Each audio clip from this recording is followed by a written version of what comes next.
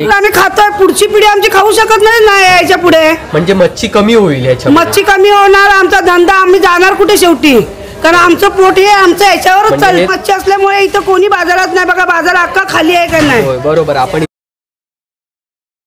नमस्कार, मी तेजस, मॅक्स महाराष्ट्रामध्ये आपलं सर्वांचं स्वागत. कोस्टर रोड काय आहे? कोस्टर रोड एकंदरीत वरळी बँड्रा सिलिंग ते मरीन ड्राईव्ह असं पहिल्या टप्प्यात कोस्टर रोडचं काम आहे आणि दुसरा टप्पा बँड्रा सिलिंग ते कांदिवली, अशा दोन टप्प्यात मुंबई महापालिकेचं महत्त्वाकांक्षी प्रकल्प म्हणून ह्याकडे पाहिले जात. स्थानिक वरळी कोळीवाड्यातून इथून विरोध दर्शवला जात आहे, कारण ह्या अशा रोडमुळे किंवा अशा बँड्रा सिलिंग किंवा जो काही आत्ता हा रोड होत आहे त्याच्यामुळे कुठेतरी ह्या व्यवसायावर किंवा ह्यांच्या एक पारंपरिक व्यवसायावर त्याच्यावर परिणाम होणार आहे. ह्यामुळे ह्या प्रकल्पाला विरोध दर्शवलेला आहे. आम्हाला ब्रिज बांधतात आहे त्याचा आम्हाला त्रास आहे. का त्रास आहे की आमच्या बोटीत जाणाऱ्या आणि येणाऱ्या आम्हाला मिळत नाही जागा ती, आणि आमची मागणी आहे 200 मीटर बाहेर. हां, ती ब्रिजच्या खालून ज्या बोटी जातात ना त्याच्यामुळे आम्हाला 200 मीटरचा गाळा पाहिजे. आम्हाला दुसरं काही नको, 200 मीटरचा गाळा पाहिजे. मग ही लोक आम्हाला देत नाही, आम्हाला फूट देतात. फुटाने किती 200 फूट किती आला, शेमारीमध्ये भरपूर परिणाम झाले आमच्या. आम्हाला वर्षातून किती वेळा मिळते मच्छी, एक ती जवळा येणार ते 15-20 दिवस महिना मिळणार, तो किती मिळणार. बाहेरची आणतो, आम्हाला गावातली मच्छीच नाही, नाही कायच नाही. थोडकी आपली थोडी आणतात ती बाजारातली, आणि ते काय गावातली मच्छी आली तरी थोडी येणार आणि ती थोडक्यातच विकणार आणि जाणार. ते किती जणांना पुरं पडणार नाही, तर पैसे कुठून मिळणार आम्हाला. मच्छी तर पाहिजे आम्हाला. कारण जो काही त्रास होणार आहे त्याच्यातून सुटका होणार आहे, म्हणजे 35% वाहतूक ह्याच्यामुळे कमी होणार आहे. त्याचबरोबर 34% इंधनाची बचत होणार आहे ह्या रोडमुळे होणार आहे.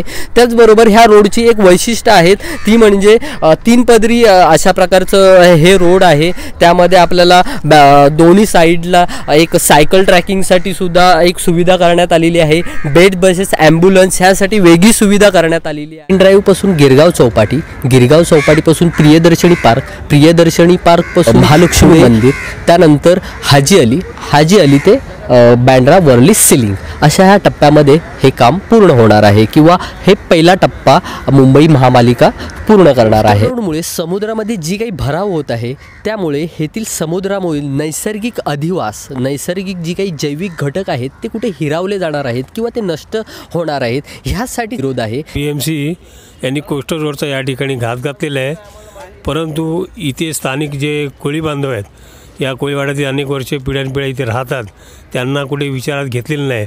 खरं तर कुठलेही प्रकल्प करताना सरकारने स्थानिकांना पहिले विश्वासात घ्यायला पाहिजे, स्थानिकांच्या काय अडीअडचणी असेल त्या लक्षात घ्यायला पाहिजे, परंतु तसंही ते केलेलं नाही.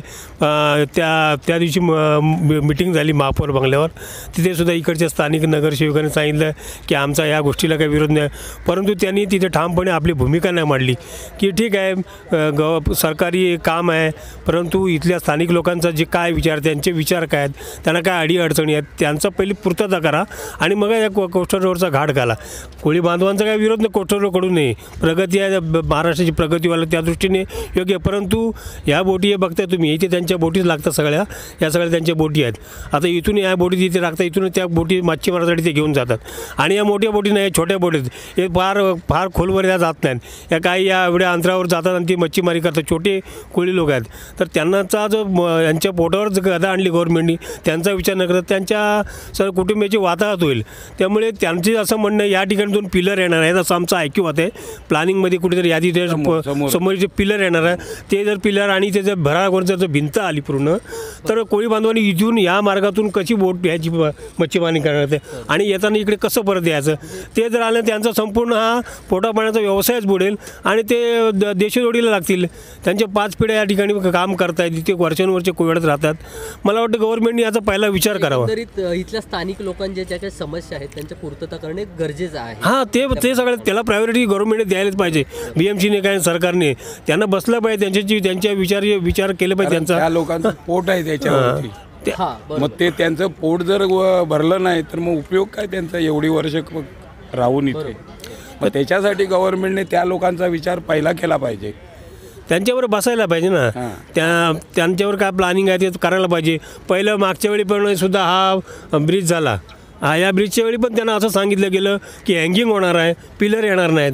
पहिलं आताही तेच सांगत होते की हँगिंग होणार, इथे पिलर येणार कुठल्या परिस्थितीत. नंतर त्यांनी आता प्लॅन असं केलं की ते पिलर येणार म्हणून सांगतायत.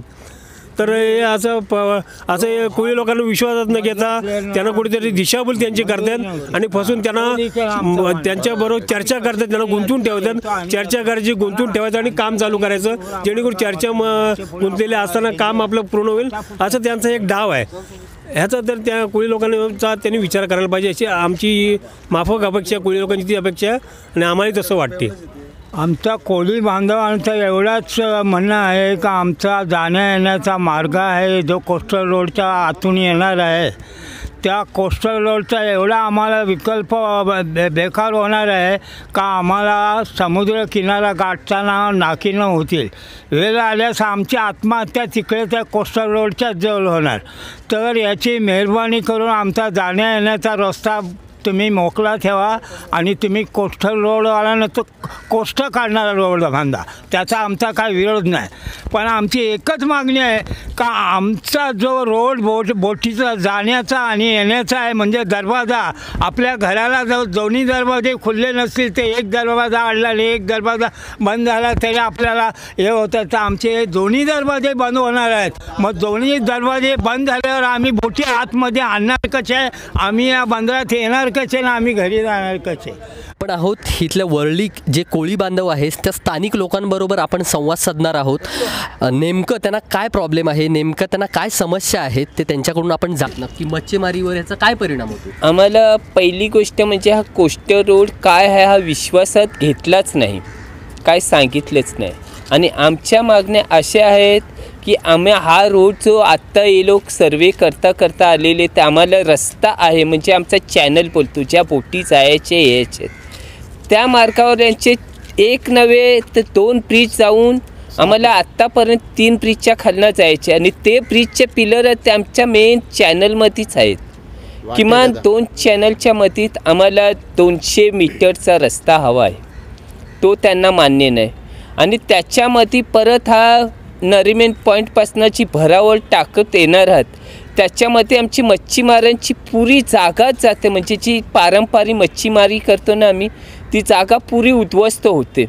काय मग आम्ही कुठे जायचं. आम्हाला सिलिंग केलेलं तेव्हा आम्हाला विश्वासात थोडंफार घेतलेलं आणि अचानक मग सांगितलं नाही हा टर्न इथे घेतो म्हणून आम्हाला नाईलाज आणि एवढे एक करणारच आणि असं केलं. पण आत्ता अजून कशात काम चालू नाही, म्हणजे यांना विश्वासात घ्यायची संधी होती.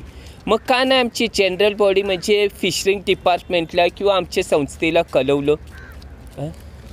एक ज्या सरकार हा प्रकल्प काढतो त्या असं नाही की कुठेतरी चला कुठेही काढू टाका. जिथे जे पारंपरिक मच्छीमारी किंवा रहिवासी राहणार आहेत त्यांना विचारलं पाहिजे ना. सरकारचं असं हे आहे काय की कुठेही काही करताना कोणताही विचारपूस न करता त्याच्या खाली माणसं गाडून मारून टाकावी असं हा प्रकल्प आहे काय एक सरकारचा काय. आणि आज 200 कुटुंब आहात याच्यात, 200 कुटुंबाला कोण पोचणार. ही BMC पोचणार की सरकार पोचणार हा प्रश्न विचारतोय.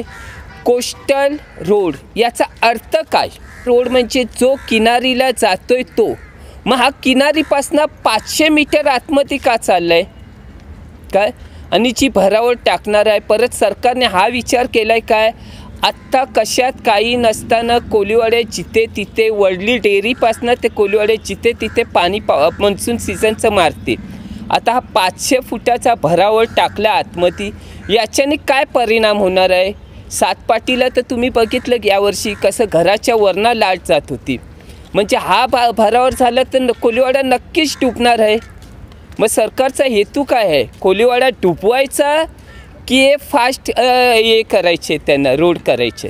जी मासेमारी व्हायची ना म्हणजे जवळजवळ असं बोलायला लागेल 100% मासेमारी व्हायची.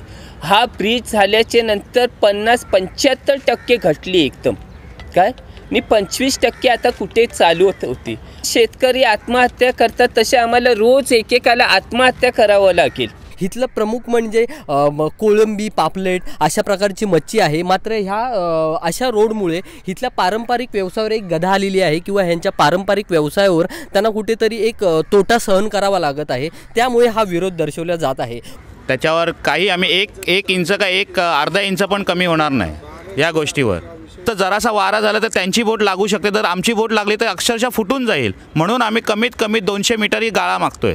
जवळच्या ज्या मासळीच्या ज्या जागा आहेत त्या नष्ट होणार, कारण की इथून जो भराव पडणार आहे त्याच्यामुळे त्या जागा गेल्यामुळे आम्हाला म्हणजे जाळी कुठे आम्ही टाकणार, त्या बोटी त्या पिलेरवर आदळण्याचा आणि फुटण्याचा धोका आहे. हा विचार त्यांनी करायला पाहिजे. पारंपरिक व्यवसाय आहे त्याच्यावर कुठे गदा येणार आहे किंवा समुद्रामध्ये जे काही अधिभार होत आहे समुद्रामध्ये ह्या सिलिंग किंवा अशा रोडमुळे इथल्या मासेमारीवर परिणाम होणार आहे. छोट्या बोटीतून जी काही मासेमारी होत आहे ती कुठेतरी एक लयात जाणार आहे. ह्यामुळे कोस्टल रोडला इथे स्थानिक लोकांचा विरोध आहे.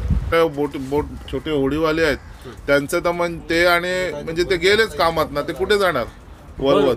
बरोबर, म्हणजे एकंदरीत जे काही किनाऱ्या लगतची जी मासेमारी होती ती होणार नाही. समस्या म्हणजे उद्भवणार, कारण की आमच्या छोट्या बोटी असल्यामुळे आम्हाला म्हणजे खोल समुद्रात जाता येत नाही. पाहू शकता की अशा ह्या छोट्या होडींमधून ते किनाऱ्या लगतच मासेमारी करू शकतात. कारण त्याचं असं आहे की वादळ समुद्रामध्ये खूप प्रमाणात वादळ असल्यामुळे ते जास्त दूरवर जाऊ शकत नाही. मात्र किनाऱ्या लगतसुद्धा त्यांना मासेमारी करण्यासाठी अनेक समस्यांना तोंड द्यावे लागते. आधीच असलेली इथं बँड्रा सिलिंग हे आहे, त्यामध्ये पुन्हा कोस्टल रोडची निर्मिती, ह्यामुळे इथली जी काही स्थानिक मासेमारी आहे किंवा जे त्यांचं सिलिंग नव्हती ना तर आम्हाला 2 डोली जरी बांधल्या ना तरी ते मच्छी कमी ना पडायची. अशा प्रकारे इथे आपण पाहू शकतो की इथे ह्या छोट्या बोटींद्वारे इथले मच्छीमार बांधव हे मासेमारी करतात किंवा ह्याच उपजीविकेचं साधन असतं त्यांच्या. तर ह्याच होडीने ते ह्या किनाऱ्यालगत मच्छीमारी करत असतात.